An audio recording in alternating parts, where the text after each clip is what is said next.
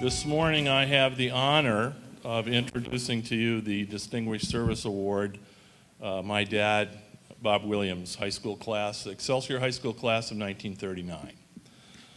After he is a lifetime resident of Excelsior. He's had a lifetime of community service.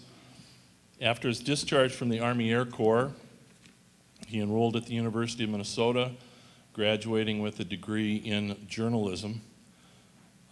He was on the Hennepin County Review, a weekly newspaper in Hopkins, and later became the editor of the Minnetonka Record and the Deep Haven Post. During his years at the Record, as we knew it, the newspaper won 2 national awards, one for the Minnesota Centennial Edition and another for local fire prevention.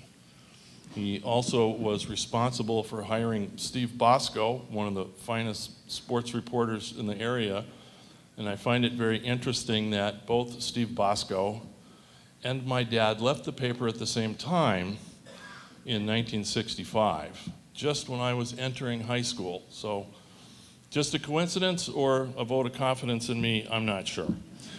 In 1965, Dad became the public relations director at the Old Log Theater, where he not only managed public relations, advertising, and group sales, he also wrote original scores for the theater's children's shows.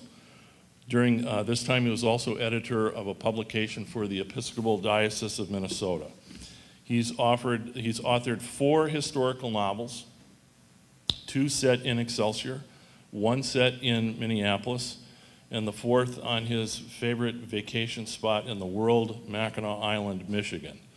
He's a former Excelsior Person of the Year and WCCO Radio Good Neighbor. And as mentioned earlier, he's a past president of the Excelsior Rotary with 50 years of perfect attendance. So try being absent from school when your dad has had 50 years of perfect attendance somewhere. He's also been a member of the Rotary Strive program, meeting regularly with Minnetonka students, Minnetonka High School seniors specifically, to mentor them and help improve their grades in preparation for college. For many years he gave walking tours through Excelsior, and I know on more than one occasion my mom has had to try and talk him out of giving a tour because it was 95 degrees. He's also done speaking presentations about growing up in the Depression. Our family has had more than 100 years of high school graduates from this district, starting in 1912, beginning with my maternal grandmother, including my parents, both my parents, brothers, aunts, uncles, cousins, and nephews. So on behalf of my family, it is with great pride and great pleasure. I've never been able to get through this last sentence. It's with great pride and pleasure that I introduce to you Bob Williams. I want to congratulate the other award winners, and I want to apologize to them and to you when I leave early today. It's just because I run out of stamina, and when that happens, I'm gone. So I'm not sneaking off to the Gopher game. But I'll try to be here as long as I can. I was going to say how very pleased I am to be here today, but I had a professor in school at the University of Minnesota in the School of Journalism about 1,000 years ago, and he told me never to use the word very in a news story. And if I were inclined to do that, I should substitute the word damn. So by university standards, I'm damn pleased to be here this morning.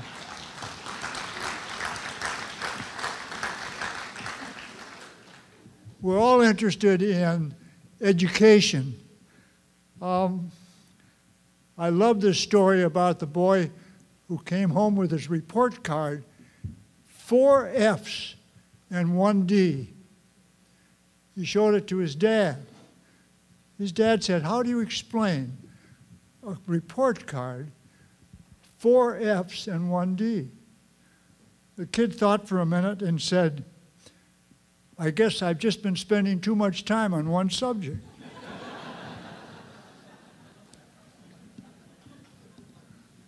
I want to thank the Minnetonka Association for letting me come here today and talk, and for their award. I want to thank my family for their support over the years, and especially Patty.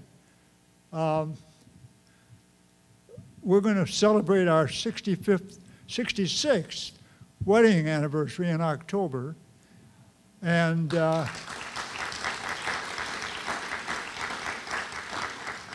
we've lived in the same house for 59 years. And the other day, Patty said, "Yes, one of these days I got to wash the windows." I've been a lucky person, very lucky. I grew up in a small town like Excelsior. Couldn't have been a better experience. Oddly enough, I grew up during the Depression years of the 1930s, and I cherish those times. I wouldn't want to live through them again, but I learned some things then in the way of values that are still with me today.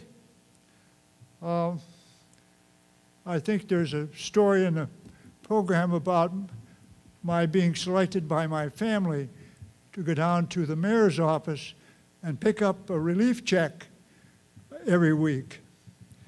Well, it just so happened that the mayor at that time was the town undertaker. So you can imagine a 12, 13-year-old skinny kid in the middle of the 30s sitting in the undertaker's parlor waiting to go into his office to pick up this check. And his home was where Antiquity Rose is now in downtown Excelsior.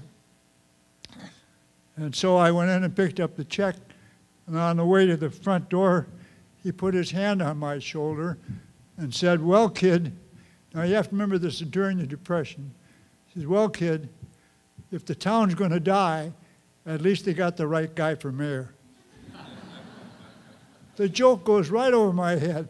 I haven't the slightest idea what he's talking about. But when I get outside, I look at the relief check under the first street light, right there on Bacon's Corner. It's for $2.50, and it's going to help buy groceries for a family of 4 for a week. And those are the kind of memories I have of the Depression years.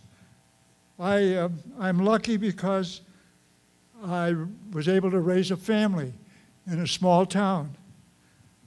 I'm lucky because I lived in a community where there were opportunities for community service. And I'm lucky in the last few years to speak to senior citizens and to high school students about attitudes. I tell them stories of people with great attitudes. And in addition, there's a personal attitude that I have that I can't do anything about. I have no control over it at all. And yet it happens. I wasn't going to tell you this story because it's very personal, but I think it's worth doing because I have so many friends out here that I want to tell it to you now. When Patty and I were young marrieds, we had our first child, Bobby, who introduced me today. And when he was 3 or 4 months old, the doctors discovered that he had a club foot or a modified club foot, and the foot was turned under. And we didn't know what that meant, but it didn't sound good to us.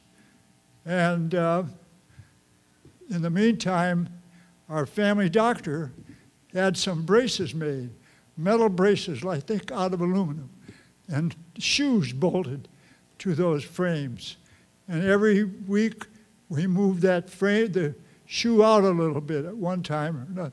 And you know, 4-month-old kids didn't wear shoes, but Bobby did, night and day. Fast forward now to when he was a senior here at Minnetonka. And I had taken my family to a brunch at Perkins down on Highway 7 in Hopkins. And while we're eating, a young couple came in with a 4-month-old boy with braces on his feet. The same kind of braces that Bob had had 18 years later.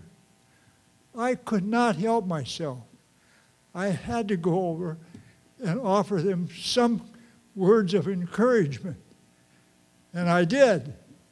And I said to them, if you look over my shoulder and see that 6'6" kid devouring all those pancakes, I want you to know that 18 years ago, he had the same kind of braces on.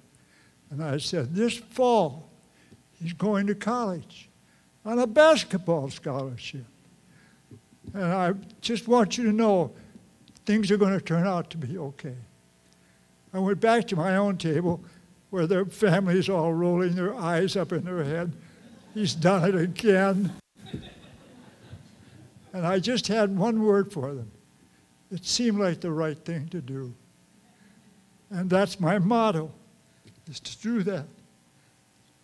I'll tell you one more story. I love to tell stories. And I love Charlie Brown stories. And Charlie Brown's a good example of a good attitude and a bad attitude. And on this morning, Charlie and Lucy go up on the stage, or up on the deck of this cruiser. And Lucy, who's always in charge, they have their deck chairs under their arm. Lucy says, which way are you going to face your deck chair this morning?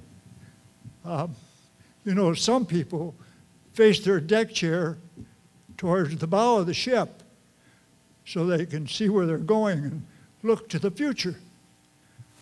Others, of course, face their deck chair towards the stern so they can see where they've been and reflect upon the past. So which way are you going to turn your face your deck chair this morning, Charlie Brown? Charlie thought for a minute and said, I don't know, I've never been able to get mine unfolded. Well, I think I finally got my deck chair unfolded. And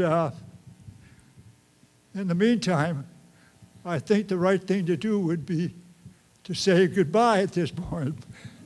I do thank you for letting me come today. I love the award, and I love to see such good old friends. Thank you very much.